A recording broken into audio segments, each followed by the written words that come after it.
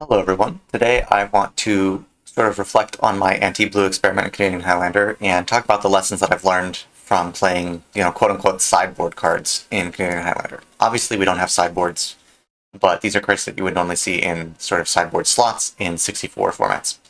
This is sort of a new series that I'm going to try and do where after I've sort of played along with a certain theme for 3 or 4 weeks, I'm going to try and coalesce my thoughts of what did I learn, what are the heuristics that I gained, and try and give them back to you guys so you guys can use them for your own deck building, for your own gameplay decisions.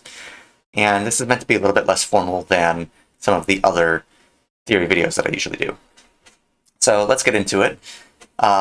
The first lesson that I learned, and sort of the biggest lesson, is that information is power. You really need to use information to your advantage, and it appears in all phases of sort of the game. The first phase obviously is in deck building and metagame knowledge. If you don't know what people are playing in your metagame, it's kind of hard to metagame against them. You need to identify the appropriate weaknesses that are in your metagame or the commonalities that are in your metagame so that you can figure out what are you going to target. And you need to even decide if extreme metagaming is going to give you meaningful results. If you're playing in a metagame that is 25% combo, 25% control, 25% aggro, 25% mid-range, nice and balanced, there's no reason to do extreme metagaming. You're not going to get consistent results. You don't have a clear target to metagame against. But if you're playing in a metagame that's 70% blue, 20% combo, 10% other, that seems like a pretty prime target to me. So you need to know what to target, and you need to know, is metagaming even worth it? The second phase comes after deck building, but it happens during an event, which is player scouting. You need to know what matchups you're going to play when you sit across the table from your opponent. If your opponent plays a consistent deck, which many people do, then you can use that to your advantage. If your opponent's always going to be on artifact combo, you know that you need to look for your anti-artifact cards. If you know they're always going to be on control, always on aggro, use that to your advantage. And the sort of next level step of information gathering is to use your ability to spectate your opponents to plan ahead for each round. If you're in an event where you are allowed to spectate other games between rounds, like you finish your game, you're allowed to watch other people, you should use that to scope out your opponents. I started doing this when I was doing my anti-blue experiment, and before I became a TO and before I started making videos, I used to do this all the time, which is that when you finish your game, I would hop into a voice channel, see what the other two people were playing, hop into another voice channel, see what those two people were playing, and so on, and map out what every player at the event is playing. That way you can plan ahead for each round and know, okay, I'm likely to go against this, or when I finally match against this person, I'm going to face this type of deck. If I win round one, I'm looking for the other people who won round one. If I win round two, I'm not looking at the people who lost round one, I'm looking at the people who won round one and might win round two, so I know who my potential opponents are. This way, you know when you sit down to face them exactly what you're facing, and you can plan accordingly, and make your matchup decisions, or your mulligan decisions, and your gameplay decisions, which is where phase 3 kind of comes in, which is mulliganing, which is knowing your game plan and your conditions to win. Adding anti-meta cards makes your mulligans clearer. I won't call it easier, it just is clearer. If you are playing, for example, if you are playing in a matchup, you're playing a deck, you've got, Choke, Red Elemental Blast, all these anti-blue cards, and you know you're facing a blue deck, and you open a hand that is full of generic cards, that hand might be like a 50% or 60% hand under normal circumstances, but because you know you have cards in your deck that make hands into like 80%, hands, you should mulligan towards those cards that are going to win you that matchup. Alternatively, if you're playing Choke, Red Elemental Blast, etc., and you're facing goblins, those cards are no good, so you can use them as fodder for mulliganing. You open a hand and it's got one of them in them, okay, I can mulligan them away. If I open a 6-card hand and it's got 6 generic good cards and 1 anti-blue card, and I'm playing against goblins, just bottom the anti-blue card because it wasn't good anyway. It's not... To say you didn't lose a card is wrong, but that card wasn't going to be useful anyway, and so you can just send it away. And you can use this for not anti-meta decks, when you're not playing extreme anti-meta cards, but it's much clearer when you're playing, these very polarized haymakers. Okay, let's talk about the primary reasons to include sideboard cards in Highlander. In my opinion, there are 2 main reasons. The first is to enhance your strengths, which is to lean into your role to hunt specific decks by intentionally having worse matchups. Because if you have worse matchups against decks that you don't expect to face, it doesn't really matter how bad your matchup is if you never face them. If I say I'm always going to lose to aggro, but I'm never going to face aggro, then it doesn't matter that you're always going to lose to aggro. This is really best when you're picking a specific anti-meta deck and you want to go more all in. And this is sort of the approach that I favor. I like changing decks all the time. I'm perfectly comfortable with swapping decks every week or two and hunting the metagame that way. And the way that you enhance your strengths is doing something like adding Miscast to a tempo deck at the cost of a generic but more expensive card such as Flame of Anor or Brotherhood's End. Brotherhood's End is very good. It helps shore up some of your weaknesses. Like a tempo deck's weakness is that you're going to get your shins beat in by a bunch of small creatures, and Brotherhood's End is excellent at that. But it's expensive. And if you know you're going to be playing against decks that are operating on the stack with instants and sorceries, Miscast is insane. So that's a way to enhance your strength and say, I'm going to lose to I'm going to have bad matchups. I'm not going to try and make those bad matchups better. Ironically, the second reason is to shore up your weaknesses. And this usually means by getting access to effects that your deck does not usually have access to or cannot play as efficiently. And this is really good for improving matchups without switching decks. If you have a deck that you like to play and you don't want to switch decks, then this is sort of the adjusting your deck to the metagame as opposed to adjusting the deck that you already play to the metagame as opposed to adjusting entire decks to match the metagame. So an example of this is playing against artifact decks and adding Meltdown to your red-based aggro deck. And you might say, why not play a Braid? Why not play Dread Mawsire? These are cards that can remove a single artifact and are not completely dead outside of artifact matchups. And the reason is that those cards might not actually win you the game against artifact decks. If you play in a Braid, it might be good against your artifact opponent, but it might not be. It might not be enough. And a Braid is pretty bad when you're not in the artifact matchup. It's really below rate at this point, and it doesn't really kill many things. It's kind of an embarrassing card to play when you're not facing artifacts decks, but it's not completely dead. But if you're playing against an artifact deck and you have a Meltdown, Meltdown will just completely KO the artifact deck. You cast that for 1 or 2 and just send them back to the Stone Age, you're probably going to win that game. And adding Meltdown to your deck doesn't make sense if you're only going to face artifact decks 25% of the time, but if you're in a metagame where you're facing 70% artifact decks, play your Meltdowns. Get your free wins. This doesn't have, it doesn't have it's not without downsides. If you add a Meltdown and then you play against another aggro deck or another mid-range deck, that's not great. But again, this is where using your mulligans comes in to get rid of cards that are not good for the matchup. I just wanted to talk a little bit about it because shoring up your weaknesses like this is, I think, a really good reason to include these extreme anti-meta cards, and it's not one that people use very often. It's something that people are afraid to use, and I'm not saying always resort to it, but keep it as a tool in your toolkit. Alright, let's talk about where can you cut cards to find room for anti-meta cards. In my opinion, there are 3 main categories where you can cut cards to find room for anti-meta cards. The first is trading flexibility for efficiency. This is the trading your Brotherhood's End and your Flame of Anor for Pyroblast and Miscast in Grixis Tempo example. Brotherhood's End, very flexible, very good. Flame of Anor, extremely flexible, very good. But you know what these 2 things have in common? Very expensive. 3 mana. Brotherhood's End is sorcery speed. If you're in a tempo deck, tapping out for 3 mana and sorcery speed is kind of the last thing you want to be doing. It's sort of a last resort. These are just things that you don't want to have to do very often. And what you want to do is you want to play at instant speed for very cheap. You want 1 mana instants. Guess what? Pyroblast and Miscast are 1 mana instants, and when they're good, they are, I don't want to say best in business, but they are extremely good. If you know you're going to be facing, blue spells with Pyroblast or instants and sorceries you can cast, Pyroblast and Miscast are insane cards. They're so efficient, but they're not as flexible. So if you are trying to target specific decks and you know your narrow cards will be good, you can trade the flexible cards for the efficient ones. Where else can you find room? Taking out tutors for redundancy. And I know that sounds weird because normally tutors are thought of as a way to increase redundancy. But this mainly applies to aggro and mid-range decks. I have seen so often people include so many tutors in their aggro and mid-range decks. And the thing is that when you're playing an aggro or mid-range deck, your cards thrive and live or die on being efficient. Your 3-mana card is good because it's a 3-mana card, not because it's a 5-mana card. And when you cast a tutor, you are effectively adding the cost of the tutor on top of the cost of the card. If you want to tutor for a 3-mana card with Eladamri's Call, it's a 5-mana play. If you want to tutor for a 3-mana card with the Huntsman's Redemption, it's a 6-mana play. This is, obviously the Huntsman's Redemption has some other effects that are useful, but the point is that you're basically tacking on the cost of the tutor to the thing that you're tutoring for.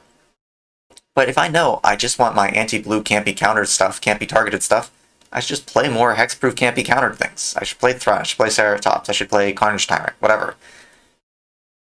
The reason why Eladamri's Call is usually good is Eladamri's Call represents Thrun, represents Scavenging Ooze, it represents Cankerbloom. It's very flexible. But if you know you don't need as much access to Scavenging Ooze and Cankerbloom, then you should play more Thruns, more Shifting Ceratopses, more Carnage Tyrants. Tutors are a way to get flexible redundancy, whereas just adding pure redundancy in the area that you already want to go is it's a stronger way of building redundancy for those matchups.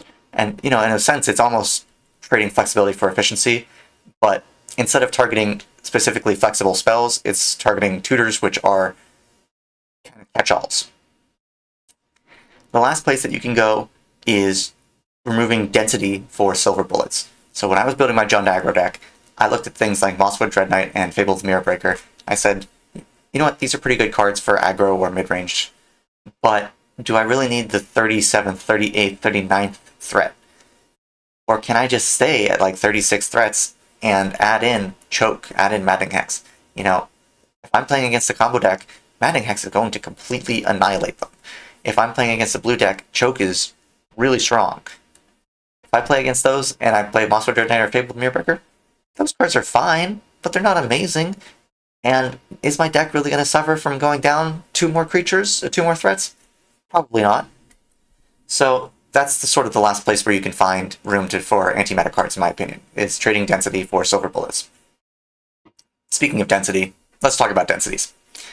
Let's talk about the number of copies of a card you need in your deck to see so many copies across mulligans. It's sort of a mouthful, it's a long way of saying this, but basically my point is that a lot of times people think you need a lot more cards in a category than you actually need. So on the left-hand side here, we've got the number of copies in a deck, and on the right-hand side, or on the top here, we've got how many copies you want to draw in your opening hand. And the thing you should realize is that most Canadian Highlander games last 4 to 6 turns, sometimes longer, but that's usually a good metric. And you will see more cards over the course of the game, but the only thing you have control over at the start of the game is your opening hand, are your mulligans. Everything else is nebulous. You might draw it, you might not draw it. The only thing you actually can have control over for building a game plan is your opening hand. And so knowing what your number of copies you need in your deck to see a certain number of copies in your opening hand is pretty important. So what do these boxes all mean? In my opinion, if you want to draw at least 1 copy of a card in an opening hand, the ideal number of copies you should have in your deck is between 10 and 15. If you have 10 copies in a deck, it's pretty rare to find one in your first opening hand, but you go up to 78% in your second, and if you're willing to go to 5, which, let me be clear, most decks can comfortably go to 5 because the delta between an average hand and a strong hand in Canadian Highlander is huge. You should be mulliganing towards strong hands. So 5 is not unreasonable. 4 is pretty sketchy, but 5 is not unreasonable. If you're willing to go to 5, you have a 90% chance of seeing at least 1 in your first 3 hands if you have 10 copies in the deck. And this is really good for, like, let's say you have a bunch of anti-combo cards. You only have 10 of them in the deck. If you go to 5, you're likely to find at least one of your anti-combo cards. You can go up to 15. That's a little bit good too, but you don't necessarily need to go higher to draw at least 1 in your opening hand. Let's talk about drawing at least 2 in your opening hand. If you have 30 copies in your deck, your second hand has a 90% chance of having at least 2 in one of your 2 opening hands. That's pretty good for me, and I don't think you necessarily need to go much higher. If you want to go a little higher, 35 copies is pretty reasonable as well. Obviously, you get better odds the more copies you put into your deck. And this is kind of where I draw the line for threats. In most cases, it's not like a hard rule. You don't necessarily want to open a hand that is all threats. If you open a hand that is threats, you just go, I'm going to play my 1-drop, I'm going to play my 2-drop, I'm going to play my 3-drop. And then your opponent plays a Barragoyf, which completely bricks all of your cards, and you have no interaction in your hand because your hand is just completely dense with threats. That's not a good place to be. You want to have a mixture of threats and interaction, in my opinion, because Canadian Highlander is a pretty degenerate format. There are cards that you're going to need to remove, and if you don't have any way to remove things, you've limited your agency, and you're just not going to be able to, play ball, basically. If you do want to draw at least 3 copies in your opening hand, you should be going all the way up to like 40, maybe even more copies in your deck. You can get away with like 35, but 40 copies, 40 plus copies is pretty good. But I just want to say that, I do see many people, I've had conversations with many people where they say, how can you play like an aggro deck without 40 threats in your deck? And the answer is, you don't need 40 threats in your deck to get a decent density of threats in your starting hand. These are just, things to keep in mind. They're metrics. They're not really meant to be hard and fast rules, like I must have this many copies, I must have this many copies. I have to know, I have to know exactly what my odds are. No, it's just meant to be like guidelines.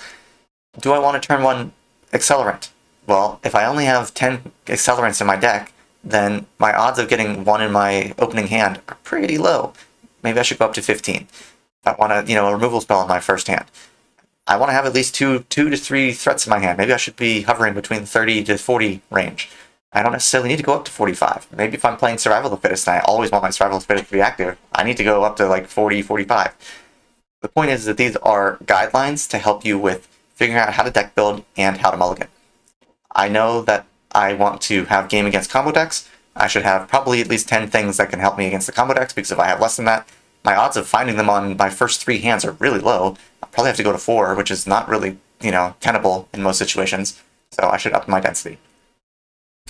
Alright, enough about densities. Let's talk about approaching matchups with a solution-oriented mindset. So I just wanted to sort of talk about this briefly because there's a lot of negativity when it comes to looking at matchups. Most decks that are like mid-range decks, for example, are going to have a fairly balanced spread. You got game against everything, but you're never more than like 50, 55 against anything. But, if you try to metagame, you're going to have a much more slanted matchup. I wanted to have better combo control and tempo matchups, so I gave up my mid-range matchup. And you're going to have decks that just are going to always have this slanted matchup anyway. Like combo decks tend to have very slanted matchup spreads. Unless you go really, really far, you're always going to have outs to your bad matchups. And so what you should do is, instead of looking at matchups as this is a good matchup, this is a bad matchup, you should say, how do I win this matchup? What are my win conditions? What are my victory conditions for this matchup? All matchups are winnable. How do I get there? And this lets you find solutions via mulligans and play patterns, rather than saying, this is a bad matchup, this is a favorite matchup, this is an unfavorite matchup. Let's say you're against blue, and you've got, your anti-blue cards in there. Okay, well, my win conditions are to go find my anti-blue cards. Or I'm against blue and I don't have any specific things against blue that are good. Well, I probably want to try and double spell. Does this hand let me double spell to try and get through counter magic?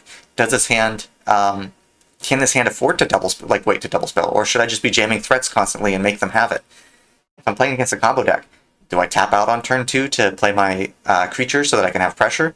Probably you should. You shouldn't look at this and say, I must keep up protection all the time, because you need pressure against a combo deck or they're going to kill you. It's just, these are all things that you sort of learn by experience and matchup knowledge, but the point that I want to make is that every matchup is winnable, and the way that you get from, having, I'm a player that has like a 60% win rate to I'm going into the 65, 70% win rates, is that you don't look at matchups as saying, oh, I'm favored, I don't need to worry about what I keep, I'll just keep anything and it'll be fine.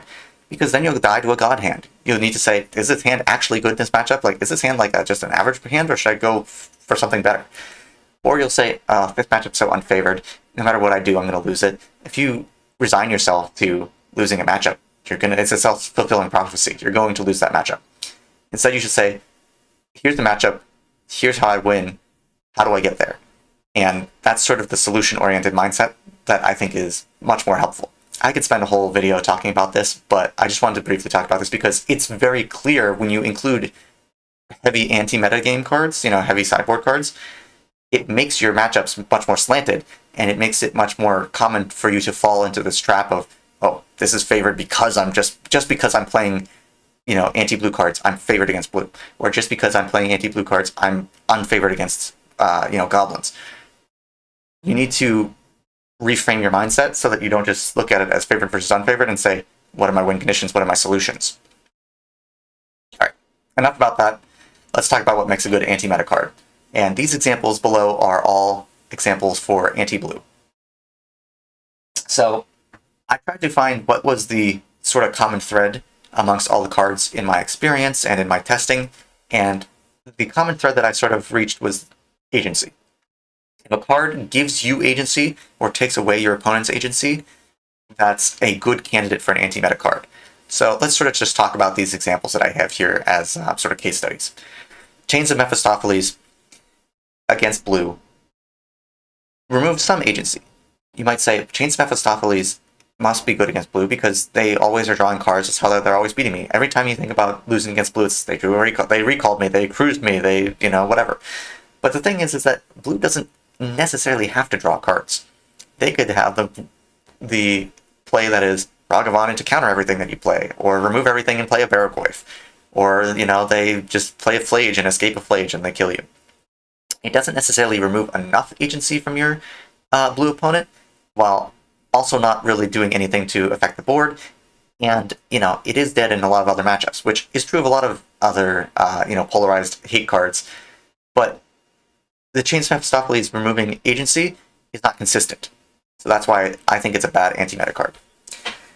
Let's talk about Carpet of Flowers. Carpet of Flowers is an insane sideboard card in something like Legacy. But the thing is in Canadian Highlander, people do not always play mono islands, even if they're a blue opponent. They could play a fast land into a single island based land, into a Verge, into a Horizon land. Like, the spread of cards that you have could be really bad, it could be really wide, and Carpet of Flowers doesn't actually give you that much agency. It gives you mana, which in a sense does give you agency, but if it's giving you 1 mana, it's basically a mana dork. If it's giving you 2 mana, it's like a pretty good mana dork, but at a certain point, your hand gets empty enough that you don't have any use for more mana. So Carpet of Flowers doesn't really boost your agency that much, and it's volatile. It doesn't necessarily work even against the opponents that it's supposed to work against. Scald has kind of the same problem. It doesn't always work against the opponents that it's supposed to work against. And if you play Scald, and then your opponent removes everything else that you play, and takes 6 or whatever damage from Scald across the course of the game, people play Ancient Tomb in this format. People are able to take some amount of damage, and if you aren't able to back it up, then Scald doesn't really do anything. Let's talk about High Noon and other rule of law type effects. In theory, this is pretty good because a lot of times blue players want to cast cantrips and then play something else during the turn, or they want to counter something and cast a draw spell, or counter something and remove something. They want to double spell. Double spelling is a pretty big aspect of playing blue decks. But also, sometimes they just play Psychic Frog, counter your 1 spell a turn because you can only play 1 spell a turn, remove your creature on their turn, counter another thing, play Baragoyf, counter another thing. High Noon is just, it doesn't do enough against blue for it to be for you to play it because it's so narrow. It's not like an Archon of Meria, which has a power and toughness and can do things, or also affects lands. High Noon is it only does one thing, it's very one-dimensional, and that one-dimensional thing doesn't restrict your opponent's agency enough consistently. But it should be noted, something being in a bad, medium, or good category is very context-dependent. If you're trying to fight against blue, High Noon's not great. If you're trying to fight against Storm, oh my god, High Noon is insane. Storm cannot beat High Noon. They can beat it by removing it, but they cannot win with it in play. And so High Noon is insane in that matchup, would be in this good category, but it's not so good against blue. Gleeful Arsonist, kind of the same as Scald. The last card I have in the bad category, and I'm going to get a lot of flack for this, is Esper Sentinel. I have played with and against Esper Sentinel quite a bit, and I can pretty solidly conclude that Esper Sentinel is not good against blue. And people are going to go, why, why? Everybody says Esper Sentinel is good against blue. The thing is it just does not reduce your opponent's agency enough, and it is not effective enough as a standalone piece. You play an Esper Sentinel against a blue opponent, they maybe don't cast their first cantrip. They'll remove it on turn 2 by paying the Esper Sentinel tax. Or they'll play their Psychic Frog, and their Ragavans, and their Baragoyfs, and their Flages, and their Aragorns. And they'll just ignore it, because it's a 1-1. And a 1-1 just really does not do anything. It just does not remove enough agency, and if you get one card off of Esper Sentinel, and they remove it, they don't pay for it, you get to draw one card. So what? You drawing one card is not that strong in terms of actually affecting the play pattern and the outcome of a game for playing a 1-1, which does not really affect the game state on its own. If Esper Sentinel were a 2-1, and instead of it being pay X for X's Esper Sentinel's power, it was always just a 1-mana tax, then we'd be talking, because Esper Sentinel is like a real card that is actually affecting the game state, and if you draw a card out of it, then it's crazy. But a 1-1 just is not where it's at. Yeah, I'm going to get a lot of flack for this, but Esper Sentinel is pretty consistently and solidly not a good card against blue, and I prefer to give my opponents the benefit of the doubt and assume that they're good players, and against good players, Esper Sentinel really is not very impactful. Let's talk about medium level cards. Are they good? Are they bad? They're medium. Dispel. Dispel is really strong against counter magic and pretty good against most removal spells, but not against all removal spells. And obviously it doesn't hit things like planeswalkers and hit things like creatures. And doesn't hit things, importantly, if you wanted to include this against other combo decks, doesn't include artifacts or enchantments. So, somebody casts Breach, good luck trying to dispel a Breach. Good luck trying to dispel a Time Vault. And obviously it's narrow. Everything, pretty much all of these cards are polarized. They're meant to be narrow. But the thing is that in Canadian Highlander, because we are such a fast format and everything's played on such low resources, something like a Miscast or a Flusterstorm is often a counter unless they pay 3. And a soft counter for countering unless they pay 3 is usually about as good as a hard counter anyway, and those things are a little bit more flexible. So Dispel, it's okay, but it's narrow. It's too narrow. Throne of Amethyst. Sometimes you play against a blue deck, and the Throne of Amethyst is insane. Their hand is Ponder, Preordain, Chain Lightning, Counterspell, and they're looking at their hand I can't play the game anymore. This sucks. And then sometimes they look at their hand and their hand is Ragavan, that's going to make them mana to pay for Throne of Amethyst, Fury, etc. It's they're going to play all these things that don't care about Throne of Amethyst, or they're going to be able to play through it anyway, and they just don't care.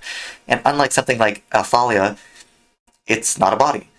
Obviously, Throne of Amethyst, less good against, other matchups, but, that's going to happen with any anti-meta card. That's not a knock against Throne of Amethyst itself. But again, if you're playing against Storm or other combo decks, Throne of Amethyst can be an insane card. It's just medium against blue because its reduction in your opponent's agency is contextual. Sometimes it's a lot of reduction, sometimes it's not a lot of reduction. Let's talk about Shifting Ceratops. Shifting Ceratops, pro-blue, can't be countered. You would think that's a shoo-in for anti-blue. Except the problem is that most blue decks play other colors for removal. And so if you play a Shifting Ceratops and your opponent Source to Plowshares it, you're still not in a good spot. It doesn't matter that they couldn't counter it because they still got rid of it for 1 mana. And the way you should look at this is that Shifting Ceratops is reducing some agency from your opponent by removing their ability to counterspell it, but it's not reducing all agency by removing your opponent's ability to remove it. Something like a Thrun can't be countered, can't be removed, most of the time, can't really be removed, is getting rid of all of your opponent's agency. Shifting Ceratops is only taking away some of that agency. You can extend this sort of thing to Allosaur, Shepherd, and Veilsummer. Allosaur, Shepherd, and Veilsummer prevent things from being countered, and Veilsummer can prevent black-based removal, but they generally don't protect things that have already landed. Allosaur Shepherd is even deceiving because it says green spells you control can't be countered, but if your opponent lightning bolts your Allosaur Shepherd with a spell in the stack, they can then counter your spell after the Allosaur Shepherd is gone. So it's not as good as you think it is. And this is mostly in the context of fair, mid-range, aggro decks, that sort of thing. If you're playing green-white monsters, I actually don't think Veilsummer is where you want to be. Yes, it prevents things from being countered, but it doesn't prevent things from being removed, and that's just not good enough for something that is so narrow. But if you're playing a combo deck, Veilsummer is insane because the access that your opponent is able to interact with you on is solely on the stack. And Veil of Summer protects you on the stack, so Veil of Summer goes from removing like half of your opponent's agency to all of your opponent's agency, which is why you see things like Veil of Summer silences in combo decks. So again, it's contextual not only based on what you're facing, but what you yourself are playing. Let's talk about Pyrostatic Pillar, which is sort of the last card I have here in the medium category. It's like Lethal Arsonist, it's like Scald, but it's symmetrical. But it is more damage, generally speaking. If your opponent's got the Ponder, Preordain, Chain Lightning, etc. hand, Pyrostatic Pillar's great. If your opponent's got the Psychic Frog, Baraglyph, Aragorn, Flage hand, they are racing you, and this is hurting you, and you're not going to be able to race anyone because you are hurting yourself. So Pyrostatic Pillar is like a double-edged sword, and which is why it's in this medium category as opposed to being great. All right, let's finally get to the good cards, and I'm going to probably get some comments about this because I love my hate enchantments. Choke. I mean, Choke is very comparable to Carpet of Flowers in that they both care about your opponent's islands. But where Carpet of Flowers gives you some mana that you may or may not be able to use, Choke removes your opponent's mana completely. If you have a Carpet of Flowers and your opponent has one island or two islands, it's pretty good for you, but it's contextual. It might not be that insane. If your opponent has two islands and you have a Choke out, that card is insane. Your opponent is down 2 mana, and their ability to do things is like greatly reduced. Every island that they draw from there on out is like worse and worse and worse. Very good. Red Elemental Blast. Red Elemental Blast has so much efficiency packed into it, and it gives you so much agency. It's able to counterspell things like a Dispel or a Veil of Summer, but it's also able to remove a Resolved Murktide Regent, remove a Resolved Uro. Things that are usually reserved for like the best spells in our format, Swords to Plowshares, Path to Exile, that sort of thing. Red Elemental Blast is able to do, which gives you extreme amounts of agency. Abrupt Decay.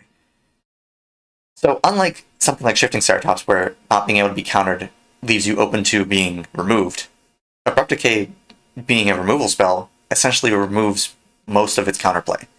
And that means that you've removed your opponent's agency, which was what makes Abrupt Decay so good. And this is a little bit of a fudge, because obviously you run Abrupt Decay anyway. It's not like an extreme polarized hate card, but I wanted to say this because you can take the heuristics that you get from Abrupt Decay and expand them to Sudden Edict, to Long Goodbye, those things. These types of cards that cannot be countered and remove your opponent's agency for being able to, effectively interact with them. Let's talk about Armageddon. So, we know Choke, at least according to myself, Choke's good because it removes your opponent's agency. Armageddon is like the nuclear option in that it removes all of your opponent's agency. If they don't have lands, they cannot cast spells, and, generally speaking, the decks that Armageddon is good against do not have excess mana lying around in the forms of artifacts or, mana dorks. So Armageddon removes all of your opponent's agency if it resolves. It also removes some of your agency, but the way that you break parity traditionally is with mana dorks or mana rocks. And the reason why Armageddon is good is because even though it's symmetrical, so you lose some of your own agency, you take away all of your opponent's agency, which is huge. Let's compare this to something like Ruination. Ruination, generally speaking, if you're putting it into your deck, is not going to take away all of your agency. It's going to leave some of your lands behind. But it might leave some of your opponent's lands behind. So even though it's sort of like Choke, Ruination hurts you and hurts your opponent. Whereas Choke will only hurt your opponent. So in these symmetrical types of effects, removing your own agency is okay if you remove a lot of your opponent's agency. If you kind of evenly remove each player's agency, it's kind of 50-50. It's not so great. Maddening Hex is sort of an example of narrowness is okay if the rate is super high. So Maddening Hex against a combo opponent or against most blue opponents, it's like insane. Pyrostatic Pillar, dealing 2 damage each spell. Maddening Hex on average deals 3.5 damage per spell. I've had Maddening Hexes deal 6 damage, 6 damage, 4 damage, and that's, 16 damage from them casting 3 spells. I didn't have to do anything and I won the game. So Maddening Hex's rate is so high that even though it's narrow, it's pretty narrow, it's just a really, really strong anti-meta card. And last but not least, Rest in Peace. It's become kind of a meme that I'm Rest in Peace's greatest defender. I like putting it in everything, and I think that it's good in a lot of decks, and to some extent, that is true. But the thing about Rest in Peace is that if you build around it properly, It removes 0 of your own agency and a lot of your opponent's agency. You play this against a blue deck, and they don't have access to Delve for their, Murktide, their Big Through Time, their Treasure Cruise. They can't cast Abhorrent Oculus. Their Barrowglyphs are turned off. Their Phlages and Uros are turned off. Their Dreadhorde Arcanist, their Snapcaster Mage, their Mystic Sanctuary. There's a lot of things that blue decks use to rely on using their graveyard that Rest in Peace just completely shuts off. And it's not completely dead in a lot of other matchups. Obviously, there's a lot of graveyard combo decks, but even like fair matchups, people are playing their Barrowglyph, their Tarmogoyf, their Reanimates, their Unearths. People will say Rest in Peace is way too narrow.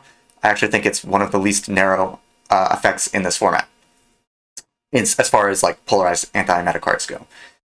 And the reason why Rest in Peace is good is that, again, that agency delta goes from removing 0 of your own agency to removing a lot of your opponent's agency, which is a huge resource delta compared to remove some of your agency, some of your opponent's agency. All right, enough about talking about different anti-meta cards. The key takeaway is think about agency when you're thinking about taking, anti-meta cards, and it's contextual based on the deck that you're expecting to face and the deck that you're playing. All right, let's wrap everything up. The first thing is that information is important. Adding extreme sideboard cards requires a lot of knowledge and is not always correct. You should know why you're adding these cards to your deck and how it affects your deck's play patterns, and also what you're targeting.